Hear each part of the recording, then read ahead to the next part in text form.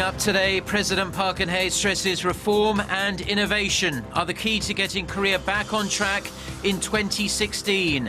She also urges political leaders to put aside their differences and work for the people. China is hit with another stock market rout. Shares fall so sharply that trading is halted for the day. The turmoil in China sends other world markets into a tailspin too.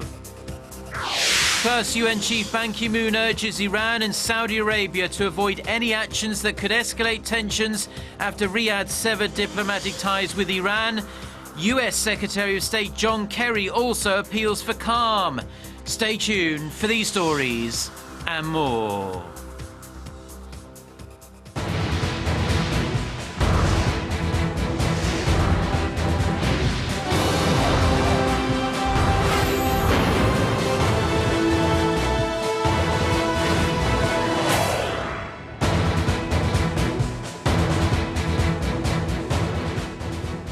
Hello to our viewers around the world. It's 6 a.m. on Tuesday, January 5th here in Seoul. Thank you for joining us. I'm Mark Broom.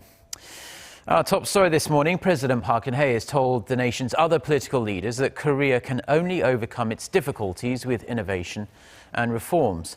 Holding a meeting with around 200 government officials on Monday, the president said they should serve the people, not themselves or their party. Song Ji-sun starts us off. Innovation for the future generation was the slogan for this year's kickoff meeting. President Park Geun-hye warned that the Korean economy would face a difficult situation without change and innovation. Identifying the challenges facing the Korean economy, like slowing Chinese demand and the sluggish global economic recovery, President Park stressed reforms could prevent such crises. With Parliament yet to pass a package of reform and economy-reviving bills, she said the nation must unite to create growth engines for future generations and the next 30 years to come, adding that politicians must work on reforming themselves first. 정치가 국민을 위한 일에 앞장서야 하고 국민의 민생에 모든 것을 걸어줘야 합니다. 저는 지금 정치권이 스스로의 개혁에 앞장서서 변화하여야 한다고 생각합니다. Ruling party leaders and business figures were among those present at Monday afternoon's event. But Opposition Party Chairman Moon Jae-in and floor leader Lee Jong-gol did not attend the meeting, citing the current parliamentary standoff between rival parties. In response to the president's call, National Assembly Speaker Chung Ui-hwa proposed harmony and reconciliation to overcome current state of division and conflict. Song Ji-sun, Arirang News. Now, there are fewer than 100 days left until Korea holds a general election, but there's a big problem. Parliament still can't agree on how to redraw the country's electoral districts. This, of course, is a huge issue, but there are other contentious bills stopping lawmakers doing much of anything in the National Assembly. Shin Se-min reports. The April 13th general election is just 100 days away, but the National Assembly has yet to clear up how electoral lines will be redrawn. It's an issue that's not only confusing for the public, but also the candidates who plan to run. Some candidates have already filed for administrative litigation with the Seoul Administrative Court on Monday, saying that the National Assembly has violated law by not resolving the issue by the end of 2015 as mandated. Since the new year, the boundaries for Korea's electoral map have been up in the air. The previous map became invalid on December 31st following a ruling by the Constitutional Court. But with the two main rival parties at a standoff citing a wide range of opposing views, officials say it is unlikely a redistricting plan will get passed by January 8th, the end of the current extraordinary session. Regarding the matter, Assembly Speaker Chung Ui-hwa says the impasse is at a critical point. Amid this current chaotic situation, I will have to pursue intermediary efforts and privately meet with the representatives from the rival parties. With less than a week left until the extraordinary session ends, the two main rival parties also have to discuss how to deal with major contentious bills, including a labor reform package and counterterrorism measures. And on top of its political stalemate with the ruling Saenuri Party, the main opposition Minju Party of Korea is bleeding out a stream of lawmakers, including former co-chair Kim Han-gil. The National Assembly's current deadlock state is not boding well with the public opinion polls, as they're reflecting the people's current frustration, with the majority wanting to replace the sitting lawmakers rather than re-elect them come this April. 신세민, Arirang News. Now, Korea has once again called on Japan to refrain from taking actions that could damage the spirit of the two sides' agreement on Tokyo's wartime sexual enslavement of Korean women.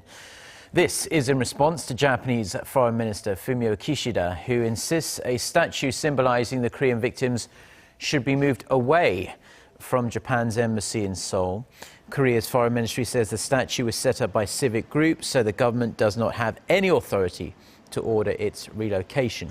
Now, according to a diplomatic source in Seoul, the ministry called in an official from Japan's embassy in the Korean capital on Monday in a show of strong protest and urged Japan to honor the agreement. Under the deal, Japan apologized and pledged around $8.3 million in compensation.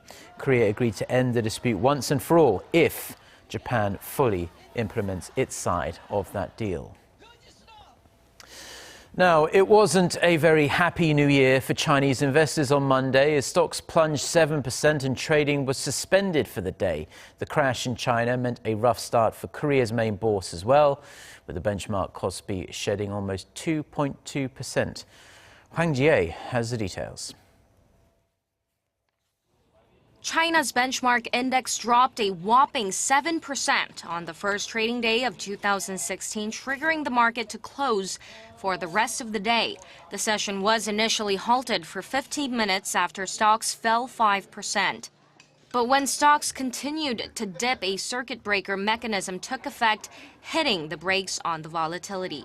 Under the system, stock market movement of 7% from the previous session's close prompts a trading halt for the day.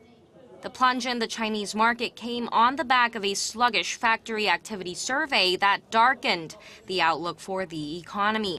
The official Manufacturing Purchasing Managers Index, or PMI, fell to 48.2 for December, marking 10 straight months of decline. A reading below 50 means contraction in activity. The gloomy news sent shockwaves across Asia. Korea's benchmark Kospi dropped 2%, while Japan's Nikkei fell 3%. Shares in Australia also closed down 0.5%. Korea's currency also took a hit from the slide of Chinese shares, ending down 15.2 won against the US dollar for a near 3-month low. Hwang Jie, Arirang News. And as a follow-up to that report, US and European stocks also traded sharply lower on Monday after weak Chinese economic data reignited fears of a global slowdown. As of 3:30 p.m. Eastern Time, the Dow Jones Index sank 417 points, that's 2.4% down, and is now on pace for its largest percent decline on the first trading day of the year since 1932. The S&P 500 dropped 2.35%. In Europe, Germany's DAX 30 tumbled 4.3%. That's its worst start to a first day trading in any new year since the late 1980s. And in London, the FTSE 100 index closed down 2.4%. Now, the row between Saudi Arabia and Iran has quickly escalated since Riyadh's execution of a prominent Shia Muslim cleric. The Saudi government on Monday severed ties with Iran over the storming of the Saudi embassy in Tehran. For more on whether the tensions could affect Korea, Lee Soo-in reports. Tensions between Saudi Arabia and Iran continue to escalate following Riyadh's execution of a prominent Shia Muslim cleric, which was met with protests and an attack on the Saudi embassy in Tehran over the weekend. In response, the Saudi government cut diplomatic ties off its Middle Eastern neighbor. Iran's foreign ministry said on Monday that Saudi Arabia used the attack as an excuse. The Saudi government has taken action to sever ties when everything has been under control and there was no threat to Saudi diplomats. The intensifying rivalry between these countries is expected to resonate across the Middle East. But as for Korea, local experts say the impact will be limited, though it could add an element of instability to the country's economy.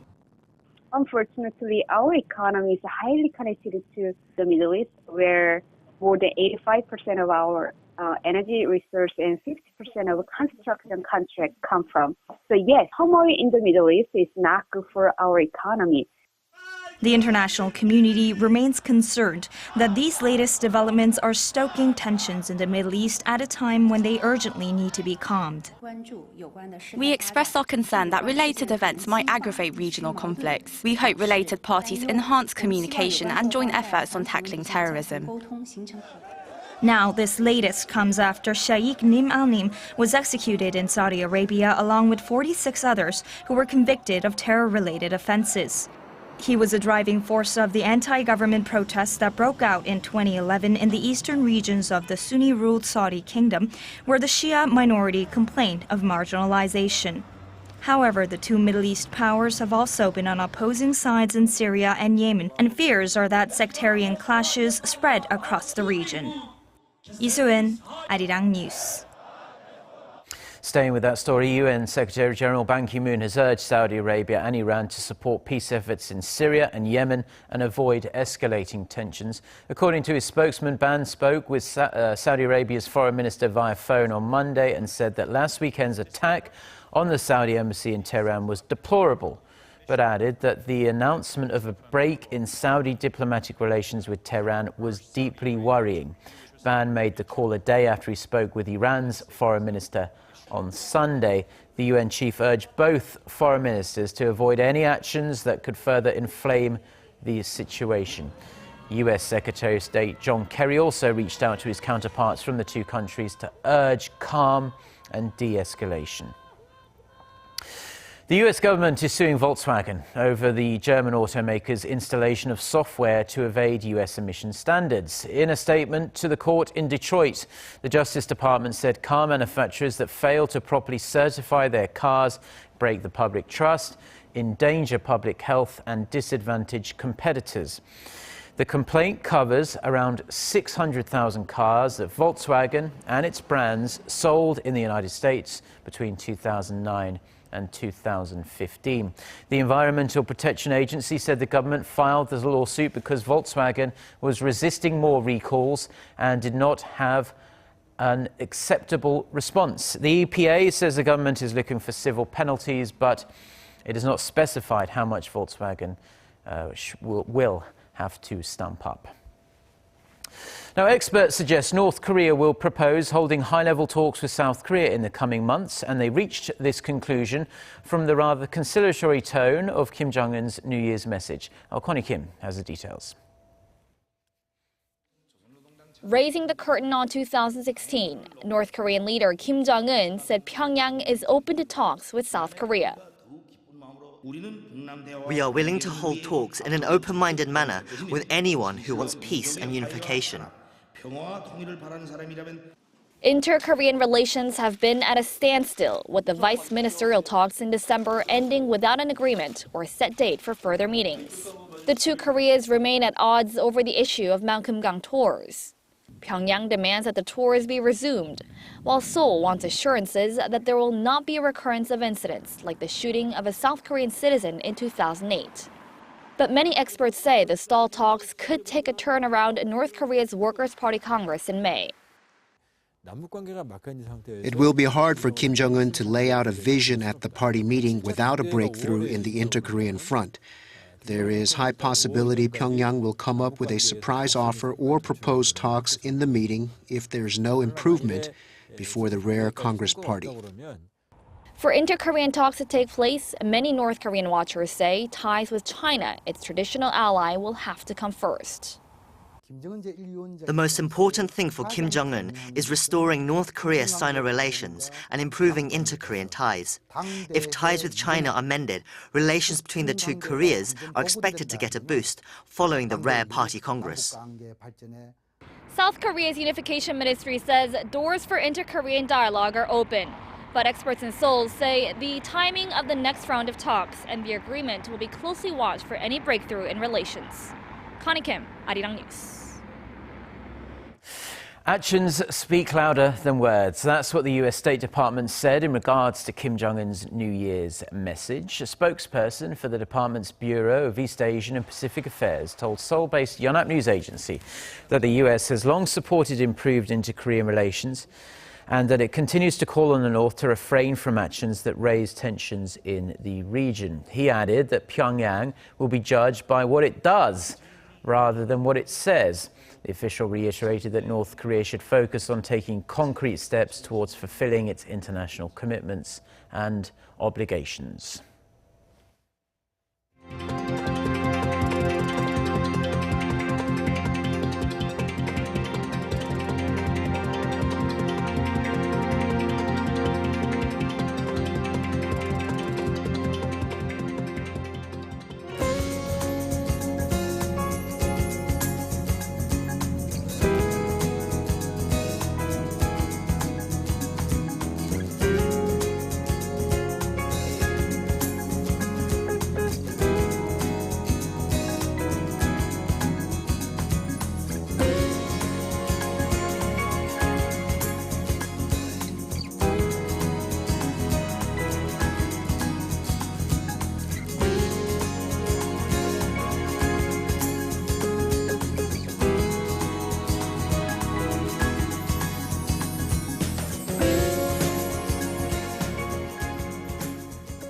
Well, that's all we have for now on this Tuesday morning here in Seoul. I'm Mark Broom. Thank you as always for tuning in, and we'll be back throughout the day with more newscasts. Until then, goodbye.